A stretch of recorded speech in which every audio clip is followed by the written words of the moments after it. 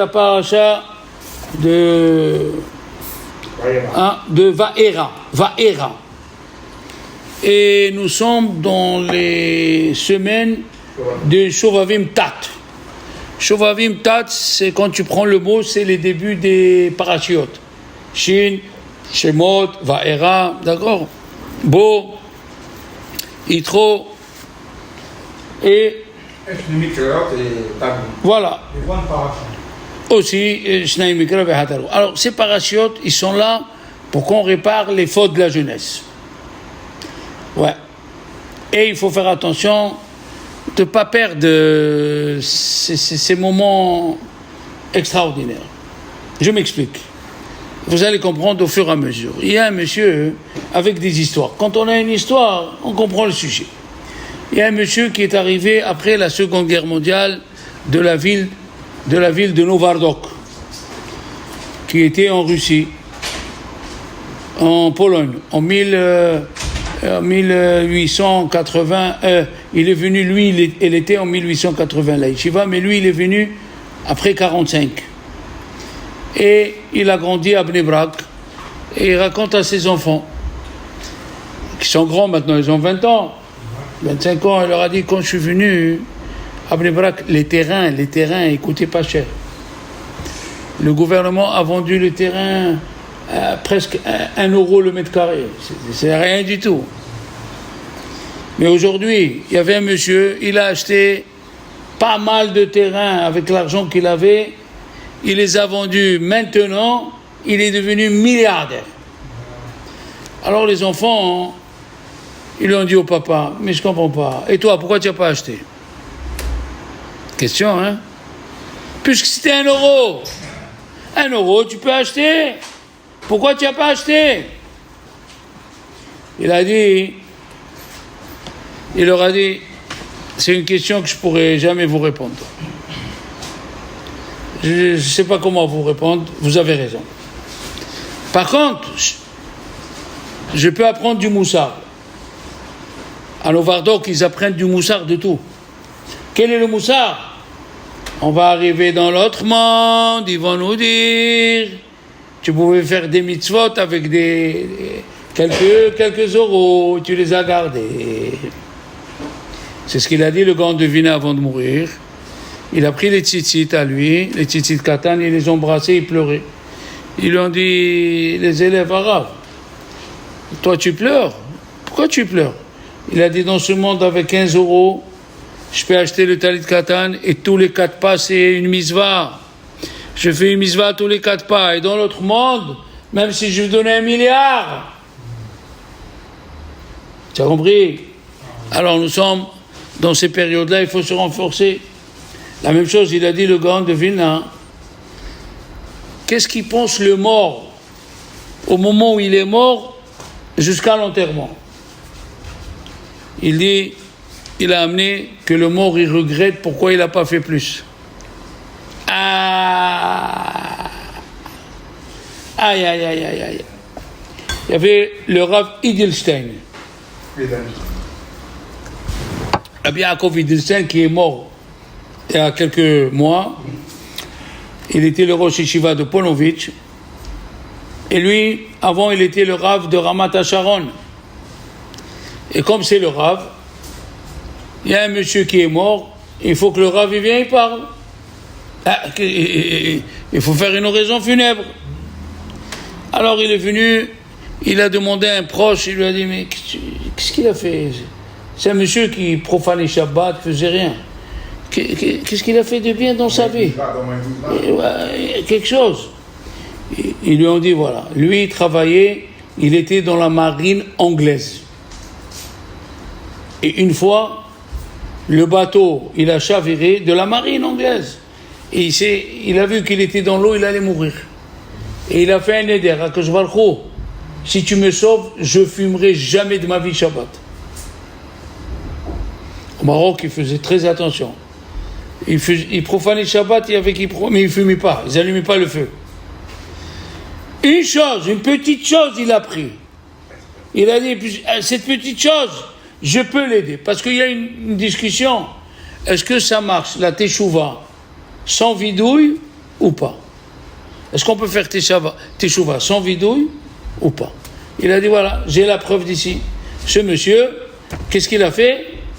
Extraordinaire, il a accepté sur lui une chose, de plus fumer Shabbat. Et il était avec des gens, rien qui fumaient les gens. Et lui, il se retenait.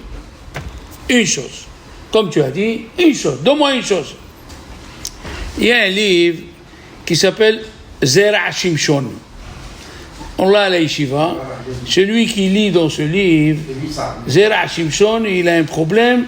Il est assuré que le Rav va intercéder pour lui. Et lui, il a dit une chose extraordinaire.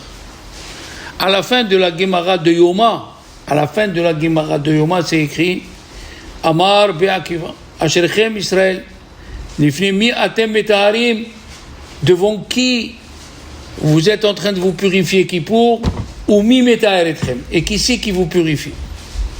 Et il a dit ceci, Ma mikve metaher, comme le mikve metaher est atemeim, le mikve il purifie ceux qui sont impurs, ainsi Akadosh Baruch Hu, il vous purifie.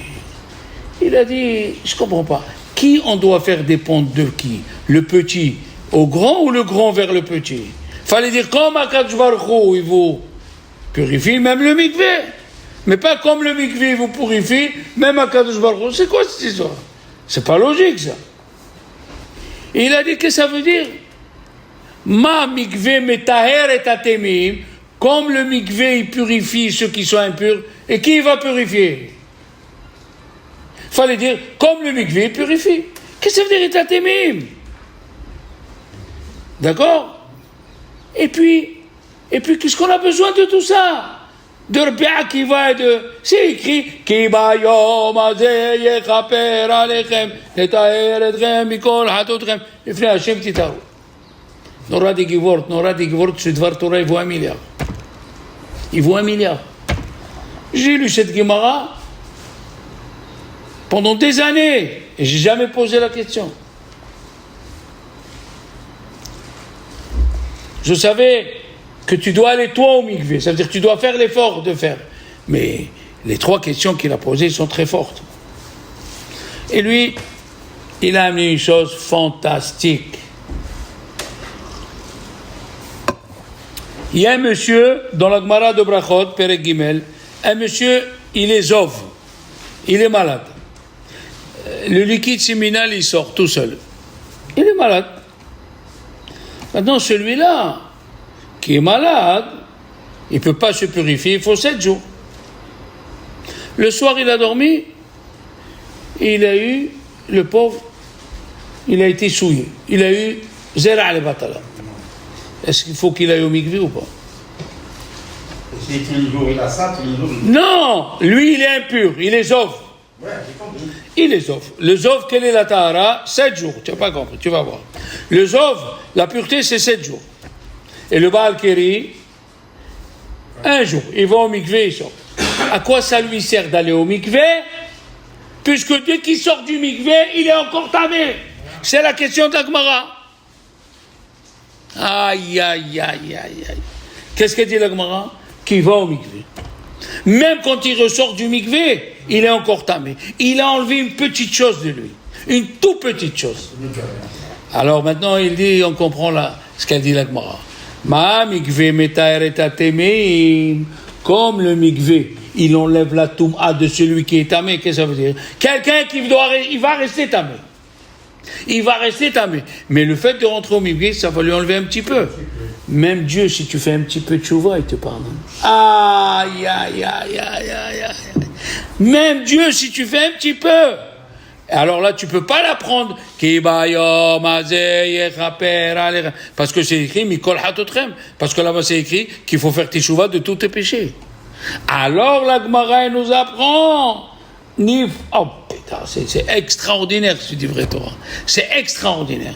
Ça veut dire, même si tu restes impur et tu prends une petite chose sur toi, c'est la joie du bon Dieu et Dieu, il est metté à l'étreinte. Ah, il a dit dans la paracha, qu'est-ce que c'est écrit? Il dit le Be'er Maim Hayim. Qu'est-ce qu'il a dit Moshe à Pharaon? Hen ben Israël lo yishma'u elai. Comment les enfants d'Israël, ils vont pas m'écouter? Ech yishma'ini paro. Comment il va m'écouter, Pharaon? Si les Juifs ne m'écoutent pas, comment Pharaon, il va m'écouter? Et qu'est-ce qu'il dit Rashi?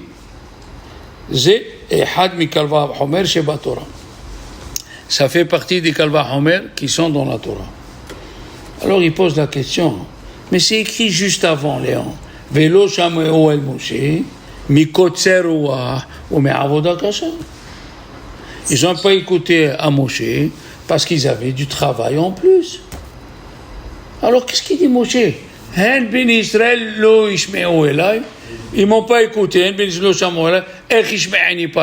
Mais juste avant, c'est écrit. Lo Shamuel Moshe, pourquoi ils l'ont pas écouté? Mikotzer ou me avoda kasha, parce qu'ils avaient du travail. Écoutez bien ce qu'il dit le Be'er Maim Hayim. Aïe. Il faut vivre avec ça.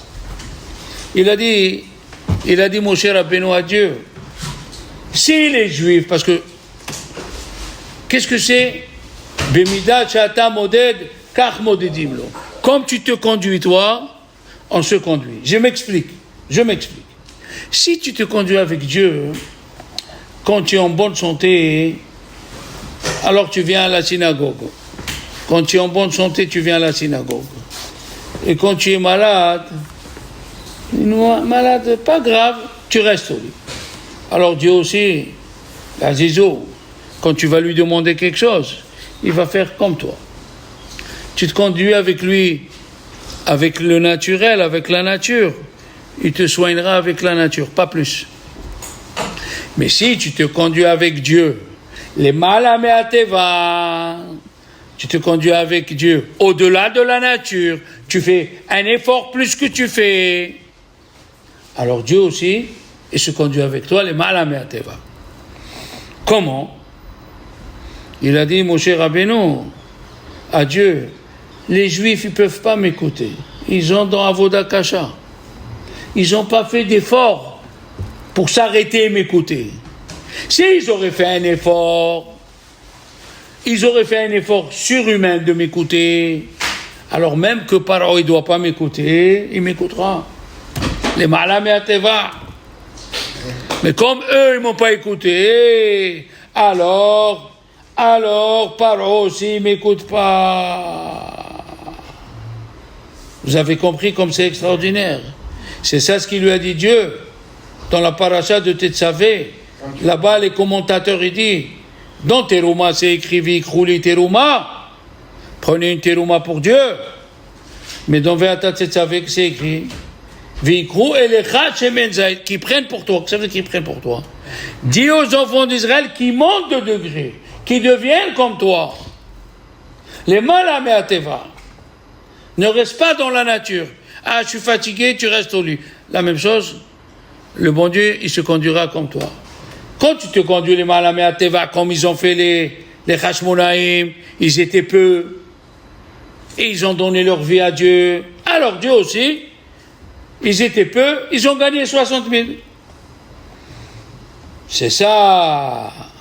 Et ça, c'est extraordinaire. Ishmaïni Paro. Comment il va m'écouter Paro? D'accord? On entend de grave. Voilà. Si tu montes toi, alors Dieu il fait pareil. Regardez, extraordinaire. Il a dit le Ktaf Sofer. Une chose fantastique. D'abord, une question. On va voir si vous répondez normalement. Est-ce qu'une femme, elle aime les invités? Non. La Gemara, elle dit, la femme, elle n'aime pas tellement. Une femme normale n'aime pas les invités parce qu'il y a du travail à faire.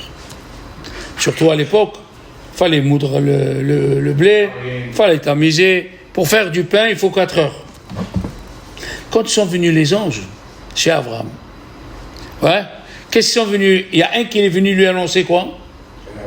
Qu'il allait avoir. Qu'est-ce que ça veut dire où est Sarah, ta femme? Qu'est-ce que ça veut dire où est Sarah, ta femme? Où est Sarah, ta femme? Qu'est-ce que ça veut dire où est Sarah? Dis-moi, je vais avoir un enfant.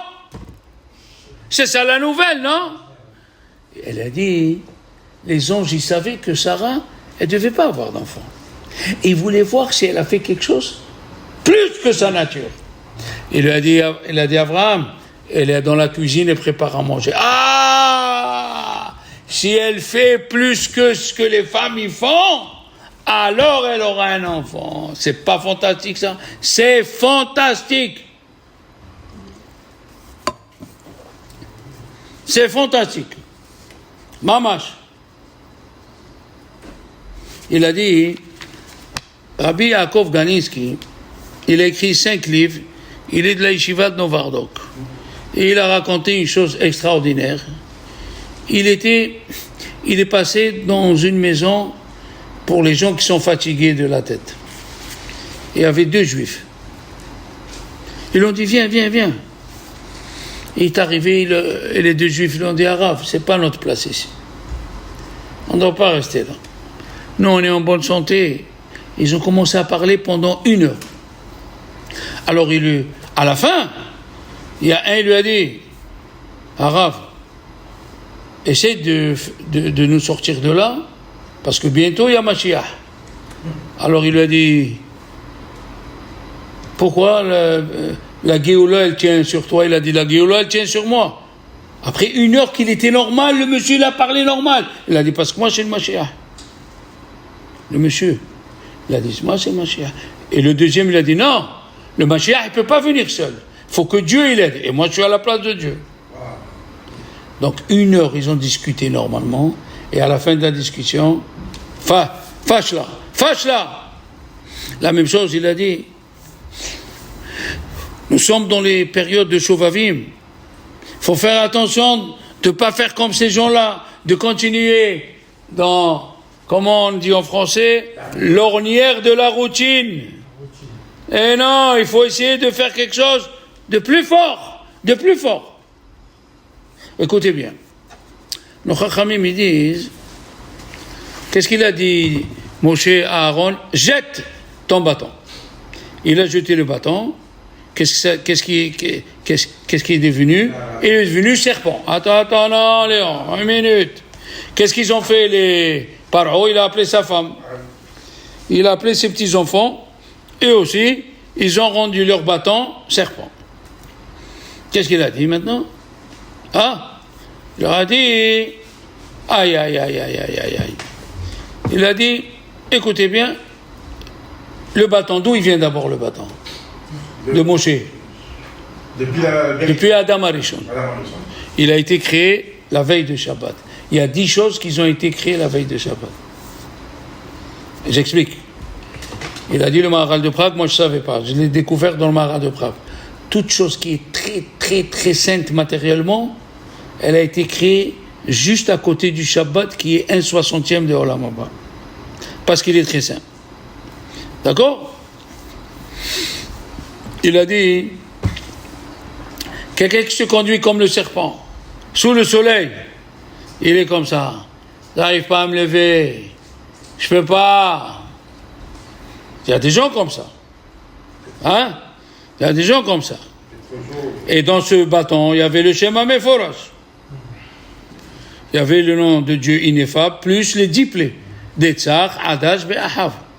Jusqu'à qu'il est arrivé dans le jardin de Yitro. Et personne ne pouvait le lever. Et quand il est venu Moshe, il a levé d'un seul coup. Ouais. Et c'est ce bâton qu'il avait. Il y avait le Shema Meforash. Adam Arishon, il savait qu'est-ce que c'était ça. Et alors, qu'est-ce qui s'est passé? Il lui a dit, Moshe, jette le bâton.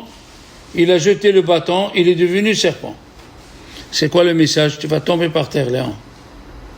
Même le bâton où il y a le nom de Dieu, même le bâton où il y a les 10 plaies, s'il est à côté d'un rachat, il perd tout. Aïe. Il a jeté le bâton devant Paro. Il s'est transformé en serpent.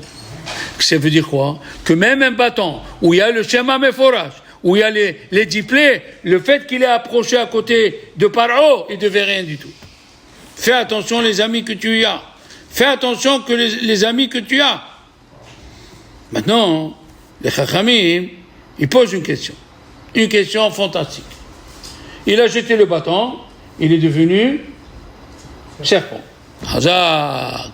Il est devenu serpent. Qu'est-ce qu'ils ont fait les magiciens? Eux aussi, ils ont jeté, c'est devenu serpent. Quand la cavote. Après, qu'est-ce qu'il a dit? Il a dit à Moshe, à Pharaon, à Aaron. Non, le serpent, il est devenu bâton. Et les serpents des Égyptiens, il est devenu bâton. Il a dit avaler en tant que bâton. Il les a avalés en tant que bâton. La question, elle est pourquoi il les a pas avalés en tant que serpent? Il voulait montrer autre chose que Quoi? Un serpent, tu vois, comme Quoi? Pourquoi? Ça, c'est le premier renseignement. Mais le deuxième, pourquoi il les a pas avalés en tant que serpent? Parce qu'un bâton ne peut pas avaler un bâton. Un bâton ne peut pas avaler un bâton. Mais c'était ça le miracle. Un bâton, il peut avaler des serpents. Puisque le bâton, il est devenu serpent, il peut avaler des serpents. Aïe. Il a dit, le bâton, il a avalé les bâtons. Le bâton, c'est maté. Qu'est-ce que c'est maté? C'est un bâton. Mais il y a un autre sens au mot maté. C'est une tribu. Les matés à votav, et il y a un autre sens. Les matés, c'est pencher. Hita asmo. Hazar. Il a dit, mon cher Rabbeinu, chez nous, si tu prends juste ehos biznavo, tu prends juste la queue du bâton. Tu prends la queue du bâton, tu peux devenir quelqu'un. Tu peux avaler les autres. Même s'ils sont battants, même s'ils sont durs, tu peux les avaler. Mais fais un effort. Prends la queue. Il y a un rave qui s'appelle Rabbi Yochanan Teitelbaum. Vous écoutez? Un rave, il a dit qu'il est parti en Argentine. Il était dans un zoo et il donnait à manger un lion. Est-ce que vous croyez ça? C'est une histoire vraie ou une histoire fausse? C'est vrai, ça. Il s'est fait bouffer le bras. Non. Il a amené la photo qui donnait à manger. Il donnait à manger au lion. Moi, j'ai une élève qui était en Thaïlande, et qui a caressé des tigres. Ils n'ont rien fait. Il a demandé au monsieur, mais je ne comprends pas. Il ne me voit pas, il ne va pas m'avaler, ce monsieur, ce lion. Il a dit, le monsieur, depuis qu'il est né, depuis qu'il est petit, il a grandi avec des chiens. Donc dans sa tête, qu'est-ce qu'il est? Un chien. Le lion, quand il est né, il était petit. Et ils l'ont fait grandir avec des chiens. Ils l'ont jamais mis dans la forêt. Alors il a grandi avec des chiens. Dans sa tête de bête, qu'est-ce qu'il est? Il est un chien. Alors il a dit, Rabbi Elimelech Biderman, fais attention, tu es un lion, tu te conduis comme un chien. Fais gaffe. Pendant ces jours-là, tu peux te lever, tu peux faire un effort. Vous vous rendez compte? Sache que tu es un lion. Tu peux te lever, venir à la prière. Tu peux te lever et venir étudier. Il y a un grand rave, Rabbi Mordechai Provansky. Lui, il a dirigé des rabbins à être rabbin en France pour sauver la France. Il dit, c'est quoi? Qu'est-ce qu'il dit David Ameller? Ne soyez pas comme un cheval, comme un mulet. C'est quoi ça? Qu'est-ce que ça veut dire? Ne soyez pas comme un mulet, comme un cheval. Écoutez bien. Aïe. Il y avait deux enfants qui s'amusaient. Un, il lui dit, moi je fais le cheval et tu montes sur moi. Après, toi tu fais le cheval et moi je monte sur toi. Après, moi je fais le cheval et toi tu montes sur moi. D'accord? Je sais pas comment on appelle ça. Comment on appelle ça en français? Bougredan. Bougredan. C'est ça, Bougredan. Alors, il y a eu la pluie. Qu'est-ce qu'il a fait? il lui a dit, maintenant c'est ton tour d'être le cheval, je vais t'attacher ici au poteau, tu restes sur les 4 pattes et tu m'attends. Je vais monter manger, je descends. Il est passé un monsieur, il lui a dit, qu'est-ce que tu fais là? Il a dit, je suis un cheval, on m'a attaché. Il n'est pas bête ce petit. Il a dit, David Ameller, qu'est-ce qu'il a dit? Altiou, Kessus, Keferet. Enavin. Ne sois pas comme un mulet qui ne comprend rien de ce qu'on lui parle. Ne sois pas comme ça. Qu'est-ce qu'on a dit tout à l'heure? Pourquoi, quand il a jeté le bâton, il est devenu serpent? Il lui a dit, parce qu'il est venu à côté de toi. Hein? Mauvaise influence. Écoute ça. Le Shach à la Torah, c'est un gaon, il s'appelle Rabbi Mordechai Cohen. Il était l'élève de Harizal. Et il a dit une chose extraordinaire. Plein de choses. Il a dit une chose d'abord, fantastique. Il a dit pourquoi c'est écrit à la sortie d'Égypte, Lo yecheratz kelev leshon. Les chiens n'ont pas aboyé. Écoutez bien. Qu'est-ce qu'il a dit? Il a dit Paro, il a fait 10 portes de l'Égypte. Comme ils sont descendus les frères, il y avait 10 portes. Et dans chaque porte, il y a un animal avec la photo d'une personne. Et quand quelqu'un voulait sortir sans permission, l'animal il se transformait par la magie et il mangeait la personne. Les Juifs, quand ils sont sortis d'Égypte, ils sont sortis par le portail où il y avait des chiens dessinés. Et les chiens, ils n'ont pas aboyé, malgré qu'ils étaient avec la magie. Il a dit autre chose. Il a dit, pourquoi la tribu de Gad et la tribu de Réhouven n'a pas voulu traverser le Jourdain? C'est fantastique. Il a dit, parce qu'il y a 3 tribus qui devaient être en même temps. Gad, Réhouven et Shimon.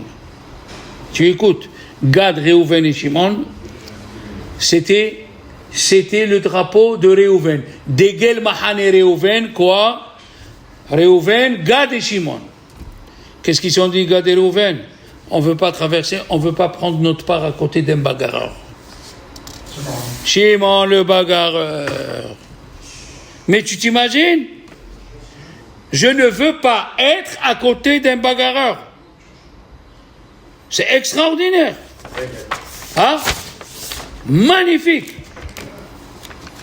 Il a dit, Rabbi Moshe Milelov, c'est le père de Rabbi Elimelech Biderman. C'est des admourim de père en fils. Il lui a dit, rappelle-toi, qu'est-ce qu'ils ont dit, Chachamim? Kol agadol mechavero, isro gadol mimenu. Tout celui qui est plus grand que son copain, le Yetzirah, il est plus fort. Alors, rappelle-toi, quand tu vois que ton Yetzirah, il est fort, c'est parce que tu es grand. Aïe, aïe, aïe, aïe, aïe. Qu'est-ce qu'on dit, nous? Nous, on dit, on a le Yetzirah, qu'est-ce qu'on est? Pas du tout.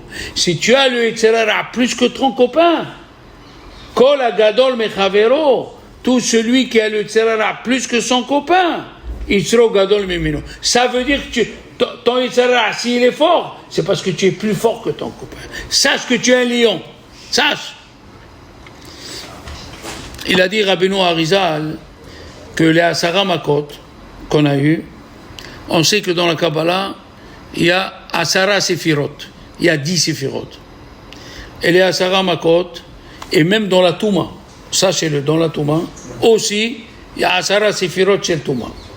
Oui, Zé Umadja Asa Elokim. Il a dit, Rabbeinu Ari, que le sang, c'est la Séphira du Malchut. C'est venu corriger la bouche. Et le Sephardéa, les grenouilles, il a dit à Rizal, les grenouilles, c'est venu être metaken le Yesod. Le dam, c'est la Séphira du Malchut, elle est venue metaken la bouche. Hein? Elle est venue être metaken la bouche. Et le Sfat Emet alav salam, il amène une preuve que c'était à cause de la bouche qu'on était en Égypte. Comment? Comme ça, il dit Sfat Emet. Il dit, qu'est-ce qu'il a dit, mon cher Rabbeinu, quand il a vu qu'un juif allait le dénoncer? Il a dit, Achen noda adavar. Maintenant, je sais la chose. Qu'est-ce qu'il dit Rashi? Haïti Tameya. J'étais étonné. Lama Israël Sovrim Yoter Mikola Omot. Pourquoi les Juifs, ils souffrent plus que les autres nations? Yesh Bahem Daletoria. Il y a la shonara entre eux. 20 Peshukim après, c'est écrit. 20 Peshukim après, c'est écrit. Dieu lui a dit à Moshe, va sortir les enfants d'Égypte. Il dit Rashi, Mazachouchi Aselahem Nes. Quel mérite ils ont pour qu'on leur fasse un Nes? Il demande le Sfat Emet. Mais c'est tes affaires, si Dieu veut faire sortir les Juifs. Non. Rashi, il a dit que Moshe, il a dit, le Yetzirah de la Shonara, il était fort, jusqu'à que Moshe, il a demandé, pourquoi ils sortent? Je ne comprends pas pourquoi ils sortent. Dame, c'est venu les taher et taper. Il y avait du Lashon Hara. Et qu'est-ce qu'il dit Rashi? Quand ils ont arrêté de parler Lashon Hara, alors ils sont sortis. Qu'est-ce qu'il lui a dit Dieu à Moshe? Mets ta main dans ta poitrine et elle est sortie lépreuse. Ça veut dire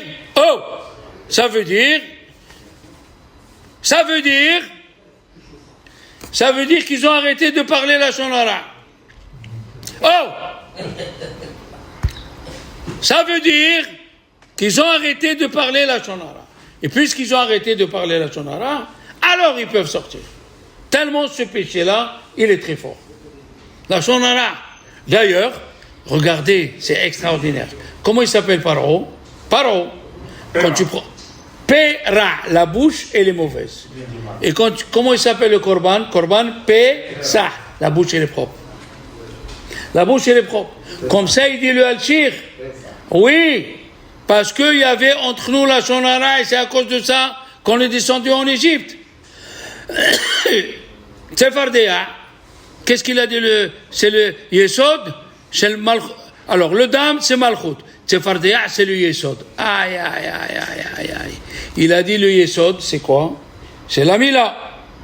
Et c'est la seule plaie où les animaux, ils sont rentrés dans le four. Parce que c'est chaud. C'est très chaud. Tous les animaux sont morts, sauf ceux qui sont rentrés dans le four. Dans le four. Quelqu'un qui fait attention au Yesod, Dieu, il le sauve. C'est la seule plaie où c'est écrit Vaïtzak. Dans tous les autres plaies, il n'y a pas écrit Vaïtzak. Pourquoi? Aïe.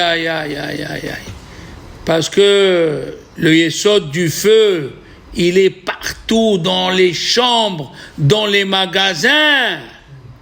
Et pour se sauver du Yesod, il faut crier. Il faut crier.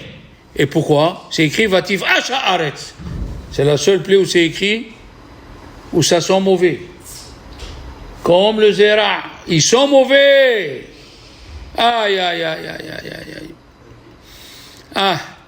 Il a dit, il y avait un Rav, Rabbi Leber Midirman, il a dit, il avait son père avec lui. Ils étaient en train de marcher dans la rue. Et de l'autre côté de la rue, il y avait des femmes qui étaient mal habillées. Son père, il a pris, ils sont rentrés dans la poubelle pour pas les voir. Et dans la poubelle, les grosses poubelles, il lui a dit à son fils, ici, ça sent mieux que là-bas. Donc, il ne faut pas s'étonner s'il a eu un enfant comme lui. Il a fait attention au Yesod. Aïe. Il y avait...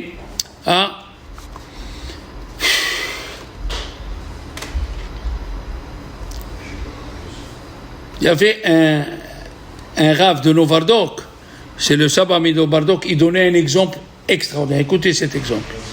Il y avait un juif qui était pauvre. Écoutez ça, c'est fantastique. Shabbat, il a trouvé une liasse. Une liasse de dollars. Au moins 20 000 dollars. Alors il était à côté, et lui il était pauvre. Alors, qu'est-ce que je peux faire? Je la pousse avec le pied. Mouxé, c'est moutard, avec le pied. Avec le coude. Il a commencé à chercher des preuves dans le Gemara. Tiltul minatzad, Tiltul kila hariat. Et du coup, il voit quelqu'un, après 1 heure qu'il réfléchit, il voit quelqu'un qui s'approche de lui. Il lui a dit, qu'est-ce que tu regardes? L'alias, c'est des billets faux. Qu'est-ce que tu es en train de... C'est des faux billets. Et lui, pendant une heure, il s'imagine, qu'est-ce que je vais faire? Pourquoi je ne fais pas? Hein? C'est extraordinaire. C'est extraordinaire. Tout, c'est du bluff. Une fois, il y a des enfants, ils sont rentrés subitement chez quelqu'un. Et ils ont vu un lion. Tous les enfants, ils ont crié, ils ont pleuré. Il y a un, il est resté tranquille. Il lui a dit, pourquoi tu es tranquille? Il a dit, je sais, c'est mon père qui est déguisé en lion. Ah! Tu vois? Tu crois ce que tu vois, ne crois pas ce que tu vois. Ne crois pas ce que tu vois. Ah. Baruch Hashem.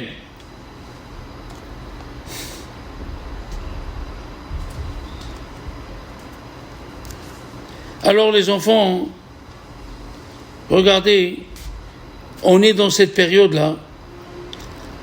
Eh oui. Vaïvla maté Aaron, il dit le Hatam Sofer.